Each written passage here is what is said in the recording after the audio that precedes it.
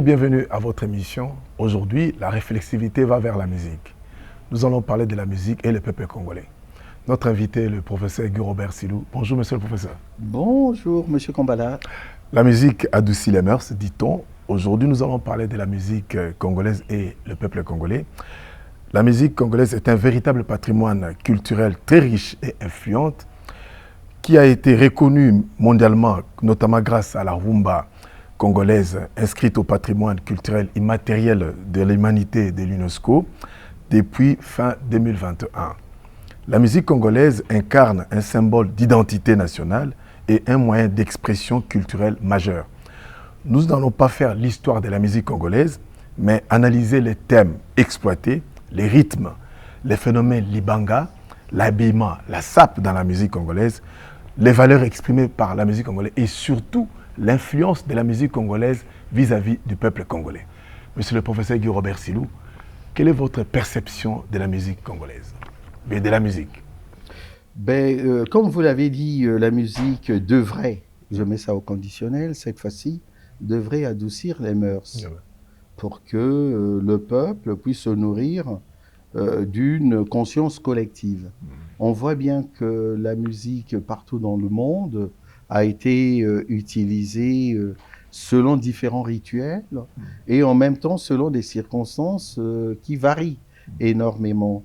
Et au Congo, je pense aussi que la musique a eu à jouer plusieurs rôles, c'est-à-dire que solidifier déjà une âme, qu'on pourrait appeler une conscience collective, et en même temps façonner une identité culturelle immanente et qui s'impose à chaque Congolais, ce qui nous permet de nous retrouver entre nous et en même temps, ça nous sert aussi de divertissement. L'homme n'est pas que un homo faber qui est là uniquement pour travailler et ainsi de suite. Non, l'homme est appelé aussi à se distraire et la musique a cette vocation de nous distraire sans pour autant que cette musique arrive à compromettre nos valeurs les plus fondamentales. Oui, la musique congolaise est très variée et très riche. Cette richesse reste-t-elle immense? Mais vous savez, nous avons un nombre de régions définies, nous avons des dialectes qui sont innombrables, et donc derrière ces différentes provinces, ces 26 provinces, en dehors même des dialectes qui existent, les langues vernaculaires, s'il faut les appeler ainsi, que nous avons dans notre République, c'est une richesse incroyable. C'est-à-dire que derrière, nous avons une richesse, je pense, inestimée. C'est à nous peut-être de prendre conscience de cette richesse que nous avons au niveau musical, et lorsqu'on dit au niveau musical, avec des variétés de musique, selon les rituels, selon les circonstances. Valoriser même notre musique traditionnelle. Exactement. C'est-à-dire que lorsque je parle de la musique dans toutes ses variétés, il faudrait penser à cette musique dite traditionnelle qui s'appuie sur nos origines ethniques, nos origines culturelles, mais là je suis sur le niveau micro-culturel. Et ça c'est très très fondamental. Monsieur le professeur Guy Robert Silou, parlons de thèmes exploités par la musique congolaise. Généralement, nos musiciens chantent femmes et amour. Pourquoi? Mais aujourd'hui, bien que nous soyons des Bantous, nous avons subi quand même le phénomène de la colonisation. Et qui dit colonisation, ça nous renvoie quand même à certaines valeurs occidentales. Et derrière ces valeurs occidentales auxquelles je suis en train de faire allusion, je pense par exemple à la religion.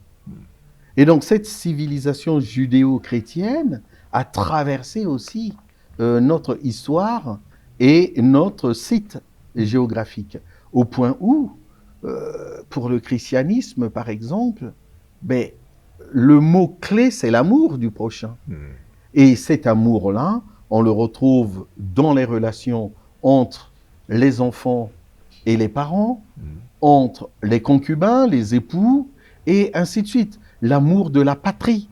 Donc, vous imaginez que, ben, je pense, dans notre manière de penser l'impensé, l'amour est un concept central dans notre univers. Donc, on ne peut pas se passer de ce concept-là dans nos sociétés. Et l'amour du prochain, comme je le disais, est incontournable. Quant à l'amour de la femme... Il y a un accent vraiment mis beaucoup sur la femme. Oui, sur la femme. Parce que ben, la femme, c'est elle qui porte l'enfant en son sein, et en même temps, l'amour maternel, c'est ça qui façonne même l'individu dans un premier temps. Le rapport que nous avons avec l'univers qui est le nôtre, c'est-à-dire avec l'univers terrestre, s'il faut le dire ainsi, c'est par la mère. Parce qu'aujourd'hui, vous savez, Monsieur Kambala, dans d'autres pays aujourd'hui, dès qu'une femme est enceinte, elle peut commencer déjà à éduquer le fœtus qui est en son sein. Donc, à partir de là, le fait d'écouter une certaine musique, ça vous permet déjà d'éduquer d'une certaine manière votre enfant, c'est-à-dire arriver à le socialiser. La femme, elle est centrale dans nos sociétés, particulièrement dans nos sociétés traditionnelles. C'est elle qui fait quasiment tout. Elle donne la vie et en même temps, c'est elle qui fait la vie. Et moi, je pense que la femme, il est tout à fait normal qu'on puisse l'honorer comme on le fait. Bon, c'est peut-être un peu exagéré, mais lorsqu'on revient sur nos racines intrinsèques, je pense que ben, la femme mérite d'être vantée, d'être louée, d'être mise sur un piédestal. Oui. Monsieur le professeur Guy Robert, si nous parlons un peu de la rumba congolaise qui est inscrite au patrimoine culturel immatériel de l'humanité de l'UNESCO depuis fin 2021, quels sont les avantages à tirer? Mais le premier avantage, c'est le rayonnement culturel qu'est le nôtre, c'est-à-dire dans le monde entier. Aujourd'hui, vous savez bien que là, en même temps, en tant que professeur d'économie et de sociologie et de sciences politiques, à un certain moment, je préfère aussi le dire pour les gens qui vont nous suivre, je ferai parfois des liens entre ces différentes sciences. Aujourd'hui, le fait que la rumba soit mise à ce niveau-là international, ça nous permet aussi de nous identifier comme tels.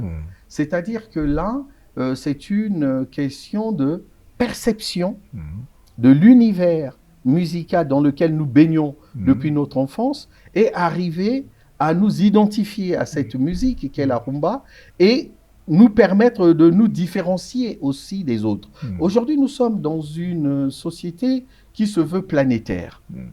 La musique, en même temps, elle traverse les frontières. Mais le fait qu'on puisse reconnaître que la rumba a sa source ou ses sources en Afrique et particulièrement dans le bassin congolais en général, et ce bassin congolais, vous voyez bien qu'il est très très large. Le Congo-Brazzaville en fait partie, le Cabinda en fait partie, l'Angola, la RDC. Et donc, on se rend bien compte que c'est un consortium de pays qui revendiquent cette musique, et cette musique est notre identité culturelle. Et je pense qu'un avantage que nous avons aujourd'hui, c'est de nous reconnaître à travers cette musique. Et les autres aussi vont nous identifier comme étant les géniteurs, entre guillemets bien entendu, de la rumba, et on en fait une propriété. Et sur le plan économique, excusez-moi de vous ramener sur mon champ de prédilection, sur le champ économique, on parlerait en termes de droit de propriété. C'est quelque chose qui nous appartient. Et donc là, on peut dire aux autres, ben, vous voulez faire du plagiat, mais il faut nous demander l'autorisation. C'est cette reconnaissance-là qui est très très forte. Et je pense que ça sublime tout le reste. La rumba, c'est symbole d'identité nationale. Symbole d'identité nationale, et puis je pourrais même dire intercommunauté. Tout à l'heure, j'ai fait allusion au mot Congo avec un K au sens large du terme. Donc la rumba n'est pas propre à la RDC. Elle est aussi au Congo-Brazzaville, elle est aussi en Angola. Et bien, voilà, tous ces pays limitrophes connaissent la rumba. Donc nous, aujourd'hui, parce que nous avons eu des pères géniteurs au niveau de la musique qui ont pu propulser la rumba à travers le monde, mais n'oublions pas les Polo Kamba, les Mundanda, et ainsi de suite, qui étaient à Brazzaville. Et ici, on connaît nos doyens qui ont pu propulser cette rumba à travers le monde. Et ça, c'est important. Oui, parlons un peu de consommateurs de cette musique congolaise, le peuple congolais. Comment vous percevez les consommateurs? Là, vous parlez de la rumba exclusivement. Je pense que le concept de musique, on va le laisser un peu de côté. Essayons de parler maintenant de la rumba. Moi, je pense que le consommateur, je ne sais même pas, M. Kombala, si on doit parler en termes de consommateur au singulier ou de consommateur au pluriel. C'est-à-dire que j'ai l'impression que lorsque on écoute une musique, il y a des différences qui traversent ce public-là. Et ces différences se fondent sur plusieurs critères d'ordre sociologique. Il y a par exemple l'âge qui va intervenir. Moi, quand j'écoute la musique congolaise, je n'écoute pas n'importe quelle musique. Et lorsque j'ai affaire à un jeune de 18 ans, un ado de 17 ans, 18 ans, le genre de musique écoutée, c'est aussi un autre genre. Et si on descend encore plus bas, aux jeunes enfants qui ont 10 ans, 11 ans, on va s'apercevoir aussi, l'écoute n'est pas du tout la même. Donc, vouloir uniformiser l'écoute de la rumba, ce serait une erreur d'ordre sociologique. Et en même temps, vous voyez bien que j'ai fait une distinction d'ordre générationnel, mais en même temps, on peut aller encore un peu plus loin en faisant une distinction au niveau du genre. Les hommes et les femmes n'apprécient pas la même musique, à quelques variantes près. En tant qu'homme, je vais préférer un certain type de thème, et les femmes aussi vont être avec leurs émotions, puisque les hommes avec H minuscule et les femmes, nous n'avons pas les mêmes préoccupations. Mais il y a des chansons, disons, par rapport à la rumba, qui sont restées chansons, comment dire, chansons cultes, qui passent de génération en génération. Ah oui, mais bien entendu. C'est-à-dire que ça, on retrouve ça quasiment dans toutes les sociétés. Il y a des chansons, comme vous le dites, des chansons cultes qui traversent des générations. Et donc qui sont quasiment intemporelles. Intemporelles. Et donc ça, c'est très très important. Par exemple, Africa Mokili Mobimba, Indépendance Tcha-Tcha, on va écouter ça tout le temps. C'est-à-dire que ça nous rappelle notre passé colonial, et en même temps, cette sorte de libération qui va surgir à l'ère des indépendances. Donc, vous voyez bien qu'en même temps, ça nous renvoie à notre passé, et en même temps, ça nous permet de tracer des avenirs qui se veulent beaucoup plus radieux. Étant consommateur, vous et moi, de la musique congolaise, sommes-nous bien servis? Être bien servi, ma réponse va être un peu nuancée. Voilà pourquoi j'ai commencé à faire des distinguos selon les différentes catégories. Catégorie d'âge, catégorie de sexe, même de catégorie socio-professionnelle. Selon qu'on est cadre supérieur ou bien qu'on est ouvrier, les attentes musicales ne sont pas identiques. Et là, il faut toujours faire des nuances. Et donc, voilà pourquoi j'essaye d'insister sur le fait que les attentes ne peuvent pas être uniformes. Nous ne sommes pas des clones dans une société. Et donc, selon nos spécificités, nos singularités et aussi nos connaissances de la musique, vous voyez, je n'ai pas fait allusion encore au diplôme, mais on va se rendre compte que selon qu'on est très diplômé ou peu diplômé, les attentes ne sont pas identiques. Vous voyez, lorsque j'écoute la musique, je ne vais pas parler de moi. Je vais parler de quelqu'un que j'aime bien. Excusez-moi de faire allusion à lui. Je l'appelle Papa José.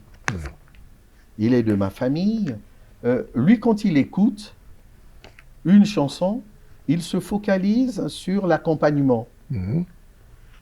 Bien sûr, le texte est toujours présent, mais c'est d'abord ce qu'il écoute. C'est la guitare rythmique. Quand j'ai dit accompagnement, en réalité, c'est la guitare rythmique qui soutient. Et c'est ça qu'il écoute en priorité. Vous voyez bien que lorsqu'on écoute de la musique, chacun de nous a une entrée.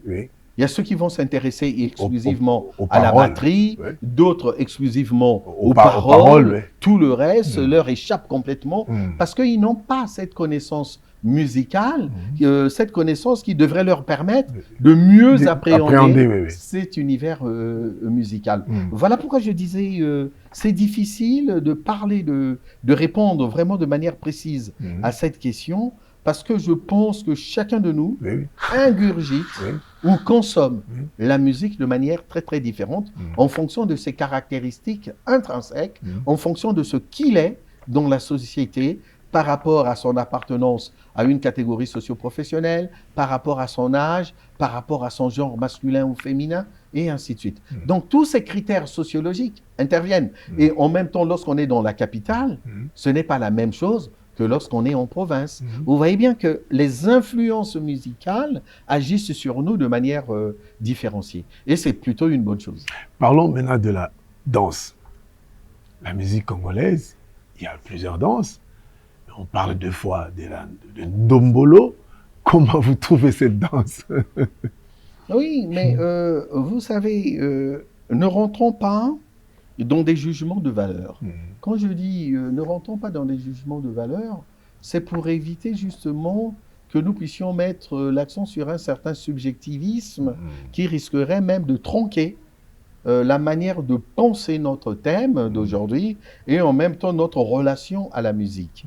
Parce que une danse, vous savez bien, selon les tribus, Oui. on va mettre en évidence certaines caractéristiques corporelles. Oui. Parfois, c'est la manière de prononcer les choses. Ça peut être au niveau du sud, on utilise beaucoup plus les hanches. Oui. Et au niveau du nord, on va utiliser les épaules et ainsi de suite. Donc, vous voyez bien que les danses qui nous arrivent aujourd'hui essayent de reprendre justement ces caractéristiques ethniques, régionales, tribales, pour justement mettre en exergue les variétés incommensurables de nos diversités, nos variétés, nos diversités culturelles. Oui. Parce que nous sommes dans un État-nation, il faut le dire ainsi, mais sans oublier les spécificités propres à chaque région, propres à chaque ethnie. Et donc les danses qui sont aujourd'hui proposées par nos musiciens, ces danses-là ont été puisées dans nos origines culturelles, ethniques, et c'est ça qui fait la force, la richesse de notre RDC. Qu'est-ce qui explique que la musique congolaise, accepter ce terme, colonise beaucoup de pays? J'ai des amis tchadiens qui vous disent, mais nous, c'est la musique congolaise qu'on écoute. J'ai un ami qui est burkinabé, il me dit, c'est la musique congolaise. Des Ivoiriens vous parlent de la musique congolaise. Des Béninois vous parlent de la musique congolaise. Je me dis, mais attendez. Il dit, oui, c'est la musique qu'on écoute chez nous.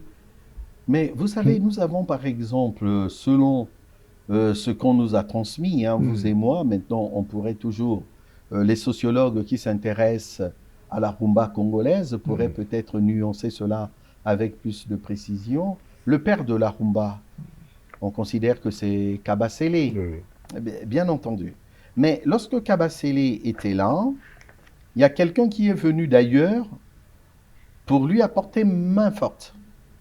Et ce quelqu'un-là, qui n'est plus aujourd'hui avec nous aussi, c'est Manu Dibango. Parce que je pense qu'aujourd'hui, nous oublions ce qu'était Léopoldville. C'était le centre de l'Afrique noire, quasiment. Et donc, les influences quinoises, à l'époque, c'était Léopoldville. Donc, ces influences-là avaient traversé les frontières de notre pays, au point où on a pu toucher les autres pays en leur imposant, déjà derrière, c'est le lingala, qui était la langue beaucoup plus utilisée dans la rumba, notre manière de chanter et en même temps notre manière d'utiliser les instruments. Vous voyez bien, la batterie, elle est introduite quelques années plus tard, et donc tout ce contexte-là constitue un rayonnement pour le Congo-Léopoldville de l'époque. D'où le fait d'avoir traversé les frontières pour aller influencer les autres. À beau mentir qui vient de loin, le Congo-Léopoldville était vraiment la référence de l'époque. Aujourd'hui, on est peut-être pointé du doigt de manière négative, mais on n'a qu'à s'en prendre à nous-mêmes. Et s'il faut redorer le blason, il en serait encore temps. Mais au niveau, il n'est jamais trop tard. mais au niveau musical, la RDC reste toujours au top. La RDC reste toujours au top, mais ne crions pas trop vite victoire, parce que ça dépend de ce qu'on entend être au top. Vous voyez bien, la musique évolue. Il y a des innovations musicales qu'il faut introduire dans notre musique. Et par exemple, je vais le dire ainsi, vous le savez, Monsieur Kambala, sans fausse modestie, je suis, comme vous le savez, je suis un très bon guitariste. Mais ce n'est pas pour autant que j'ai fait de la musique mon métier. Parce que moi, j'ai eu la chance, enfin, je ne sais pas si c'est une chance, d'avoir des parents qui m'ont laissé faire tout ce que je voulais. Parce que tout simplement, à l'école, ça se passait très très bien. Ouais. Donc j'ai joué au foot, j'ai fait le karaté, j'ai fait l'acrobatie, la gymnastique, et j'ai fait la musique. Et particulièrement, je suis guitariste. Ok, j'ai étudié le solfège en autodidacte avant d'aller en Europe. Et là, j'étais tout petit. J'ai eu la chance de tomber sur une encyclopédie où on parlait de la musique. Et donc, j'ai appris à lire la musique. Et derrière, qu'est-ce que je constate? On dit qu'aujourd'hui, par rapport à ce que vous venez d'affirmer, et vous n'avez pas tort, Monsieur Kambala, notre musique, elle est diffusée partout en Afrique, pour ne pas dire aussi un peu partout dans le monde. Mais sauf que ce n'est pas, selon mon entendement, il ne s'agit pas de décrier cette musique-là, mais ce n'est pas sur le plan purement technique, sur le plan des innovations, ce n'est pas une musique qui est très très riche. C'est une musique qui est restée assez pauvre. Vous voyez, ça me fait penser à Jean Goubal lorsqu'il dit notre musique est monotone. Mais quand il le dit, je vais utiliser des termes techniques. Par exemple, la monotonie de la musique congolaise, on la retrouve dans les degrés qui sont utilisés. Dans nos musiques, vous allez retrouver systématiquement le premier degré, le quatrième degré et le cinquième degré. Et donc, ça va tourner sur ces trois accords. Par exemple, lorsque je suis dans la gamme de Do, Do, c'est le premier degré, Do, premier degré, Do, Ré, Mi, Fa, Fa, quatrième degré, et le Sol, septième, de dominante.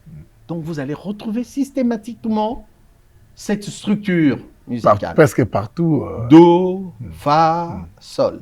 Premier degré, quatrième degré, cinquième. Parfois en inverse, premier, cinquième, quatrième. Et donc, ça va tourner autour de ces accords-là. Et c'est ça qui fait que ça puisse devenir à un certain moment monotone. Oui. Ça devient monotone. Oui. Mais on oublie qu'une musique, c'est de l'inspiration. L'inspiration, ça nous conduit à quoi? Aux innovations. Il faut innover. Et pour innover, il faut être capable d'écouter aussi les autres musiciens. C'est ça l'enrichissement. On ne peut pas seulement se contenter d'écouter Wendo Kolosoi, bien qu'il soit un de nos ancêtres au niveau de la musique. Et quand je dis ancêtre, j'exagère peut-être, mais un de nos doyens. Mais c'est bien de s'en inspirer. Mais il faut écouter aussi autre chose pour essayer de combiner les sons, combiner non seulement les sons, mais utiliser d'autres instruments pour enrichir cette musique. Parce que, comme on va peut-être s'en rendre compte par la suite, on est rentré quand même dans une forme de monotonie permanente qui lasse assez vite. Oui. Monsieur le professeur, parlons maintenant de l'habillement, la sape dans la musique congolaise, qui est prisée par les musiques congolaises. Il faut aussi parler de la sape. Oui, il faut aussi, comme vous le dites, parler de l'habillement, parce que ça fait partie, je vais utiliser un terme qui est un peu fantasmagorique, de l'accoutrement des musiciens. Les musiciens sont davantage, nos musiciens, je parle des musiciens de la RDC. Et quand je dis les musiciens de la RDC, je ne fais pas allusion au Kabasele, je ne fais pas allusion au Wendo Kolosoi, ni à Franco, ni à Tabouley qui ont quitté ce monde. Je fais plutôt allusion aux nouvelles générations. La nouvelle génération, en dehors de la musique, où, en plus de la musique, ils ont voulu ajouter quelque chose, mais qui porte beaucoup plus sur le paraître. Si bien qu'à un certain moment, on oublie même l'essence de leur être. Permettez cette tautologie. Quand je dis l'essence de leur être, ils oublient qu'ils sont musiciens avant tout. Mais bien entendu, comme le diraient certains musiciens qui ont quitté aussi ce monde, un musicien, il doit être bien habillé, bien sapé, bien coiffé, bien rasé, tout ce que vous voulez. OK. Le paraître est aussi important. Vous parlez de Papa Wemb. Oui, je n'ai pas voulu le citer, par respect tout simplement. Mais le paraître n'est pas le but ultime de la musique. La musique, c'est le son. Lorsque j'écoute une chanson chez moi, je n'ai pas besoin de savoir si il est tiré à 4 épingles ou pas. Ce qui m'intéresse, est-ce que cette musique-là est agréable à l'oreille? Est-ce que le thème exploité me permet de réfléchir non seulement sur mon être, mais en même temps de réfléchir aussi sur la société? Parce qu'on oublie souvent que la musique est aussi source de liens sociaux. Ça nous permet de tisser les liens sociaux avec les autres membres de notre communauté, pour ne pas dire de notre société. Donc, vouloir s'attarder sur ce qui paraît être superflu, pour ne pas dire superficiel, je pense que c'est une erreur. Maintenant qu'il soit bien habillé, on n'est pas obligé de faire la publicité de ces grandes maisons d'habillement, parce que je pense que ces musiciens-là ne sont pas rémunérés. Je n'ai pas la certitude, mais je doute fort que les grands couturiers puissent rémunérer nos musiciens. C'est une perte aussi, dans ce sens, s'ils faisaient la pub mais c'est une publicité gratuite, M. Kambala. Ils sont en train de perdre aussi. Une publicité gratuite pour rien, pour des prunes. Et donc, je pense que c'est plutôt une bêtise.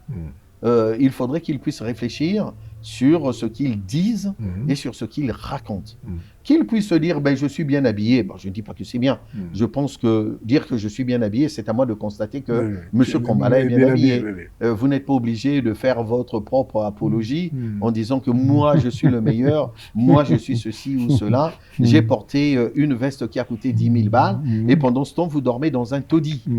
C'est un peu un paradoxe. Parlons maintenant de phénomène Mabanga. Pour vous, la fiscalité doit passer par là? Le phénomène Mabanga, voici quelque chose qui m'a toujours interloqué. Et en même temps, je souhaiterais qu'on puisse s'attarder un tout petit peu là-dessus.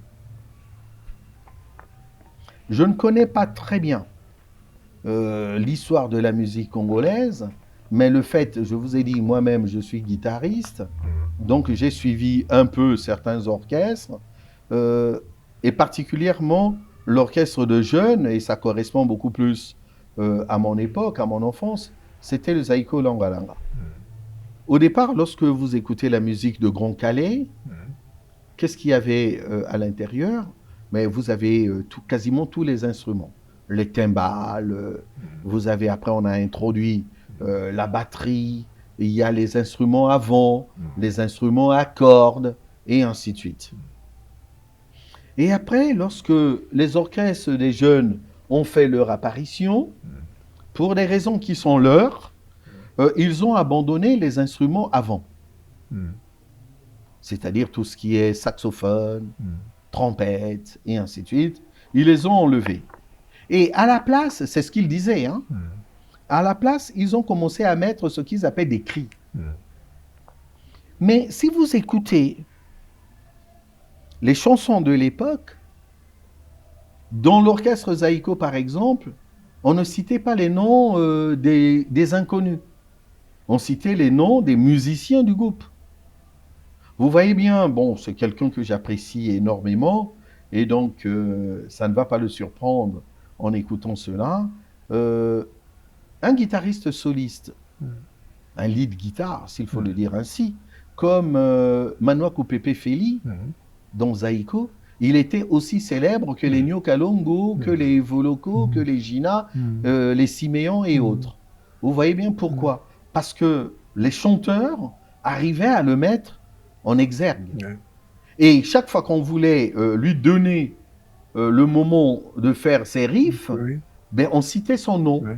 On citait les noms de Oncle Bapius, qui est le bassiste, de Zamwangana, de Teddy Soukami, de Pablo, de Meridio. C'était les musiciens de l'orchestre.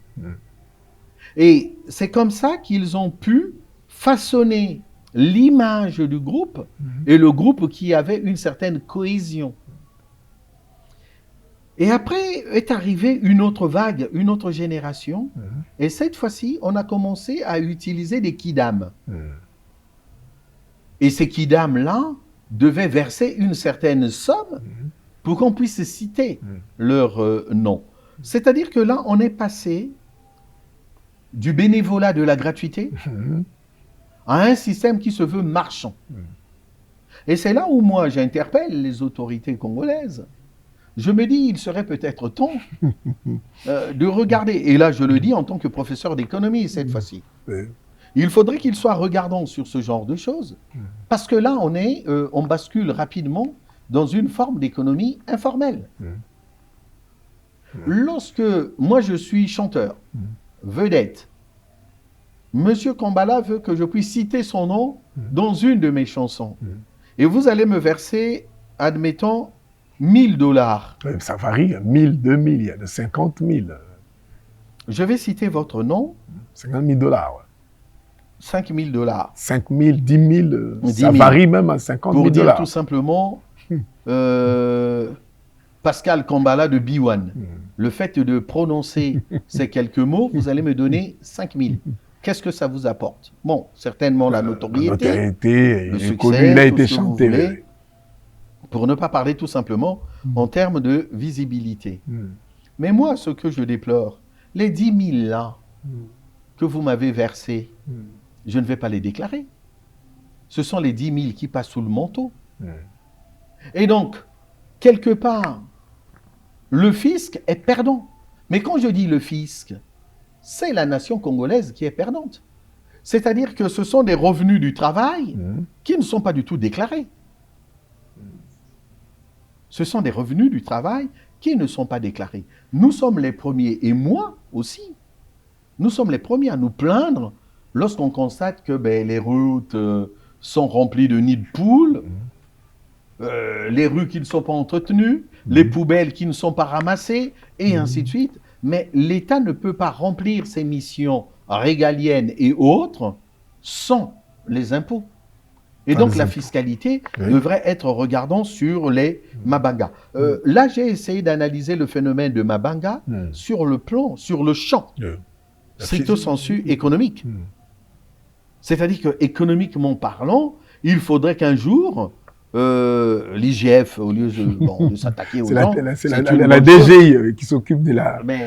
La DGRAD qui peut aussi passer. Mais il faut passer par là. Regardez, chaque fois qu'on cite le nom de quelqu'un, il faut vérifier si c'est quelqu'un qui fait partie du groupe, c'est-à-dire de l'orchestre. S'il ne fait pas partie de l'orchestre, c'est sûr et certain qu'il y a eu un versement de pot de vin. Oui, mais bon, il y a aussi le Mabanga, comme on dit, le phénomène Libanga, juste pour vanter les œuvres, les services rendus par un Congolais, les services rendus par une dame, pas nécessairement liés à l'argent. Oui, pas nécessairement liés à l'argent. Vous voyez, tout à l'heure, je n'ai pas voulu être moraliste. Je n'ai pas voulu être moraliste, Monsieur Kambala. Voilà pourquoi ma réflexion portait davantage sur le champ économique. Et sur le champ économique, je peux démontrer par A plus B que derrière, il y a une fuite des capitaux. D'accord? Et donc là, on est dans une forme de sous-estimation fiscale. Or, il faut optimiser notre fiscalité. Maintenant, s'il faut rentrer sur le plan de la morale, je peux bien le faire. Mais sauf que ça risque d'être un peu mal perçu. Mais je vais quand même m'expliquer là-dessus. Je vais citer le nom de M. Kambala parce que, bon, c'est mon meilleur ami. Ok, pourquoi pas? Mais je vais le faire une fois, peut-être dans un concert. Mais là, c'est sur disque surtout. Les Mabanga, c'est beaucoup plus sur disque. Et c'est-à-dire que là, il faut matérialiser cela, et pour que ça puisse laisser des traces indélébiles dans le temps et dans l'espace. Bon, on va citer Monsieur Pascal Kambala. Vous, ça vous apporte une forme de lumière, de notoriété. Et après, et après. Vous voyez bien, sur le plan moral, on est prêt, quel que soit votre statut social, quel que soit ce que vous êtes dans la société. Le simple fait de donner de l'argent à quelqu'un, il va citer votre nom dans ses œuvres musicales. Moi, je trouve ça indécent. Personnellement, je trouve ça indécent. Moralement. Et même des autorités qui sont citées dans des chansons. Oui, mais c'est là où... Sans sa volonté, mais citées. Oui, mais excusez-moi. Sans son consentement, disons. Excusez-moi, Monsieur Kombala, de le dire ainsi. Là, je deviens un peu sévère. Pour moi, ça devient de la mendicité. Permettez-moi de le dire ainsi. Le terme paraît un peu fort. Vous allez citer le nom d'une autorité sans son consentement. Qu'attendez-vous derrière? Qui est l'argent? Ah ben, qui dit l'argent, donc vous devenez un mendiant. Vous voyez bien, c'est-à-dire c'est ce côté un peu perfide des musiciens, vouloir citer des gens pour recevoir des cadeaux derrière. Et ça, voilà pourquoi je dis, je trouve ça indécent. Et sur le plan moral, ça laisse à désirer.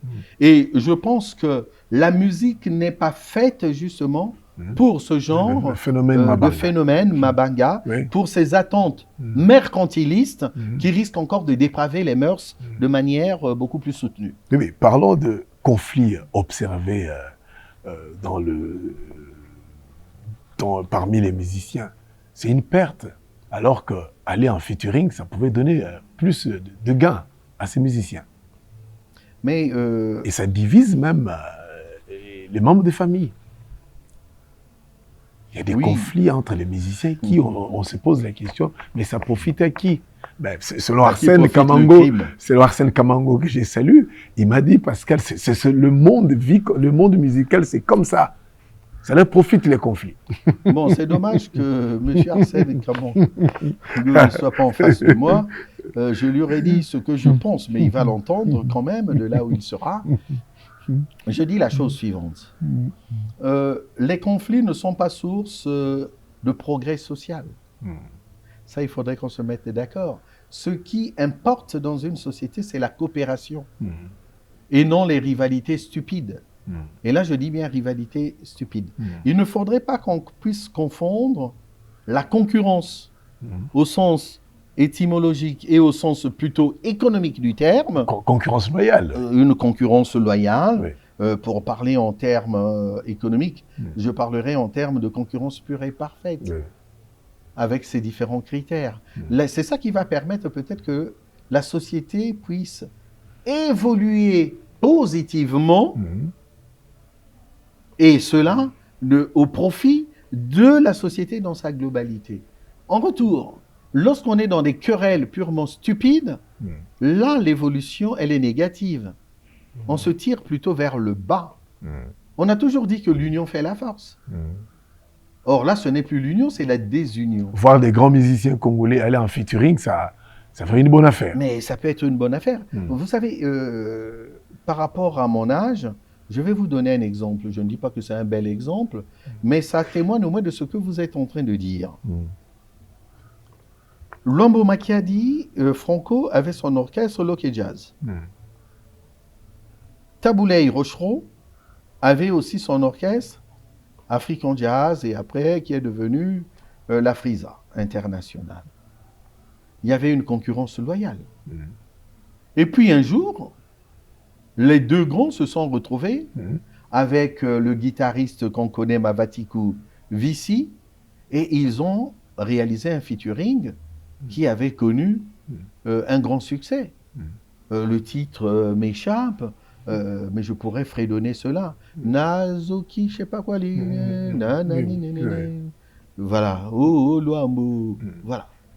Mais on se rend bien compte que ces grands musiciens de cette génération, bien qu'en concurrence loyale, ont pu se retrouver pour faire un disque ensemble Et ils ont prouvé au moins leur grandeur d'esprit. Oui, je pense aussi à Papa Wemba et à Kofi Olomide. Et Kofi Olomide, et bien sûr, tout à fait. L'album Wake Up, qui cartonne, enfin pas cartonne, mais qui... oui, effectivement. Les chansons sont cultes, des chansons qui sont devenues cultes jusqu'à aujourd'hui. On continue à écouter ces chansons-là même aujourd'hui.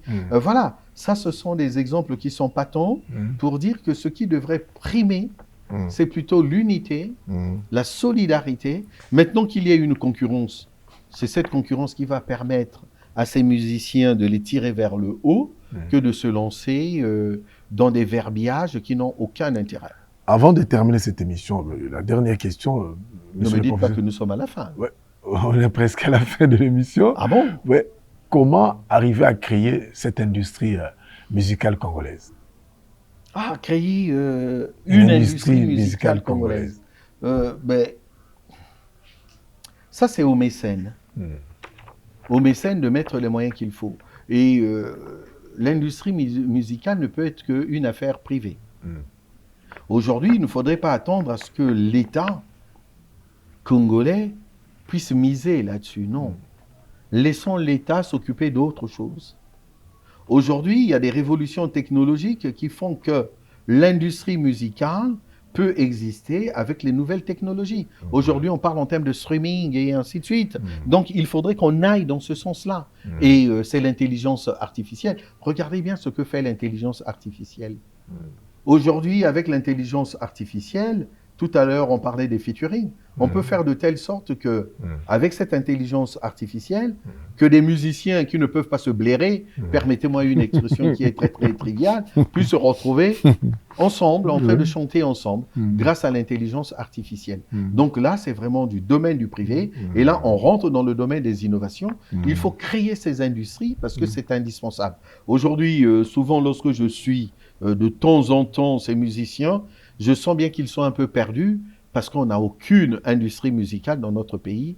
Ce n'est plus le temps des Kiamangana Verkis qui avaient des éditions, qui avaient la possibilité d'imprimer des disques sur place. Ce temps-là est complètement révolu. Oui, le titre de la chanson m'est revenu, c'est Ngungi. Ngungi, de Taboulé et Franco. Merci. Quel est votre mot de conclusion, monsieur le professeur? Ah ben, le mot de conclusion... Alors là, Monsieur Kambala, j'ai quand même le regret de dire que là, c'est passé trop vite. C'est passé vraiment trop vite parce qu'on avait vraiment beaucoup de choses à dire et nous aurons certainement beaucoup de choses à dire. Et d'ailleurs, je pense à mon frère Jean Goubal. Jean Goubal, qui devait être avec nous. Qui devait être avec nous. Malheureusement, là, il est pris. Partie remise. Prochainement, on va revenir là-dessus avec lui parce que je sais que lui, il est beaucoup plus critique. Hein, il parle beaucoup plus de nombolisation de la culture congolaise, pour ne pas dire de la musique congolaise, pour dire que c'est quelque chose qui est assez néfaste. Moi, je pense que dans ces choses-là, il faut être toujours dans la nuance. Il y a des bonnes choses qui sont faites, mais malheureusement, c'est surtout ce côté négatif qui tend à primer. Surtout la dépravation des mœurs à travers la musique. La dépravation des mœurs. Et surtout, moi, ce que je déplore dans cette histoire, je ne suis pas un modèle. Mais aujourd'hui, moi, si j'étais musicien, je pense que j'aurais une approche complètement différente des autres. Pourquoi ? Parce que j'ai des connaissances qui me permettent d'être toujours dans la nuance. Je m'explique. Moi, je suis désolé de constater qu'aujourd'hui, dans notre pays, je reviens encore sur mon champ de prédilection, c'est-à-dire l'économie, nous avons un nombre de chômeurs important dans notre pays. Un chômage de masse qui pousse parfois les jeunes générations à aller vers la musique qui paraît être la voie de facilité. Et lorsque je me présente dans un orchestre pour être un musicien, pour être un danseur ou une danseuse, peu importe, quelle est mon intention? C'est d'aller en Europe et si possible, une fois que j'y suis, d'y rester. C'est ça qui préoccupe les gens de plus en plus. Mais si aujourd'hui, nous, Congolais, nous arrivons à donner du travail à tout le monde, quand je dis tout le monde, j'exagère, Une majorité. le taux de chômage est zéro n'existe pas, Ouais. mais au moins qu'on puisse avoir le plein emploi dans notre pays, je crois que les musiciens qui seront là, ce seraient des vrais artistes. Les vrais, au sens étymologique du terme, qui sont là pour le plaisir de l'art. Or, lorsqu'on y va pour des intérêts mercantilistes, pour voyager, pour avoir ceci, la notoriété, ben, je peux avoir la notoriété en étant un ingénieur, en étant un médecin, en étant un grand mécanicien, et ainsi de suite. C'est pas seulement dans la musique. Or, il s'avère que le problème aujourd'hui, dans notre pays, on est incapable de donner du travail à la jeune génération.